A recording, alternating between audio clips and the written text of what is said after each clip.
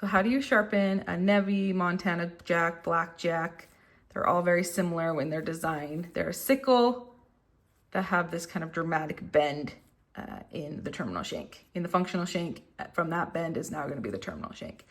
So it's a sickle, right? If you can see, it comes to a nice point.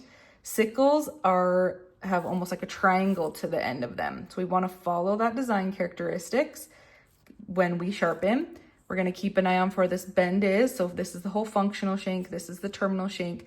We want the terminal shank lined up with our guide. So I do recommend when you sharpen, have some sort of guide. This is a paper. You can use a light. You can use a metal guide that goes on your stone, whatever you like. But I do recommend some sort of guide so you can see the proper angles. So with this paper guide, which is easy and you can print it off, the terminal shank, so from the bend down, is going to be lined up with the center line. And then the cutting edges are going to be lined up with this point. So when the cutting edges are lined up with the point, that means the face of the instrument and the floor are like parallel railroad tracks. We've got one here and one here, in theory. So now when I line it up in a 70-degree angle, that face is coming to the stone at 70 degrees. So you're gonna line that terminal shank up. I feel like with the tricky thing about the Nevi, because it has such the dramatic bend, you're gonna have to just use like higher up on your stone or card. You can't do down here because you're gonna hit the handle. So again, I'm gonna have that terminal shank lined up. Let me move this so you can see it a little bit. It's more straight on. Then you're gonna be lined, and I'm gonna use kind of this top half of my stone or card. You're gonna, with a sickle, you always wanna go heel, middle, toe, and you're gonna kind of follow that point around, and you're gonna end on a downward stroke. So I'm gonna line up that terminal shank, heel, middle, toe. And your downward stroke doesn't have to be super dramatic. I think we see that a lot when people are first learning. They always want to go heel, middle, toe and really pull down, but don't worry about that. Just the final down will help prevent a little wire edge from happening on the cutting edge. And then once that side, you feel like you've done a couple strokes and you feels good, you're gonna do the other side.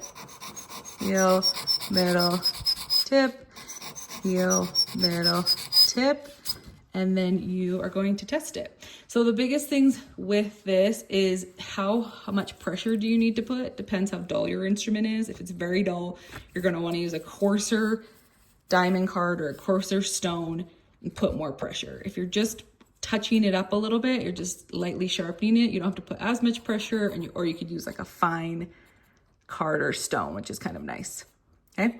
So when you do the other side, you're gonna do something similar.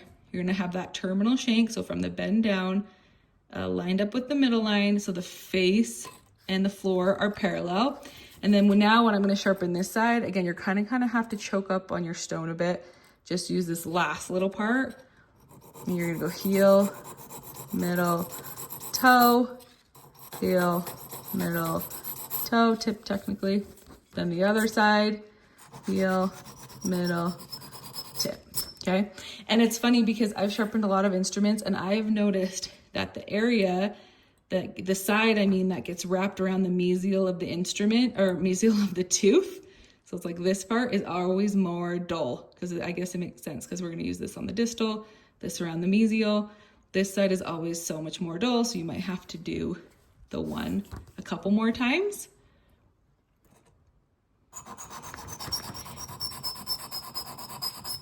And then once you feel like it's sharpened, again, you might have to do it more. You might have to put more pressure depending on how dull your instrument is.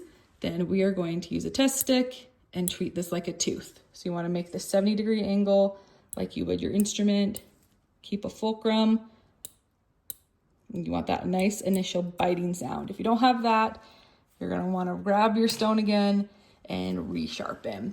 So just keep an eye on with the Nevi. I think the biggest things are, since this bend is a little more dramatic, you're gonna have to use a different area of your stone. You're not gonna be in the middle of the stone or the card, which is fine. You can use anywhere. Sometimes I even go like this end on my diamond cards if I feel like they're starting to wear out.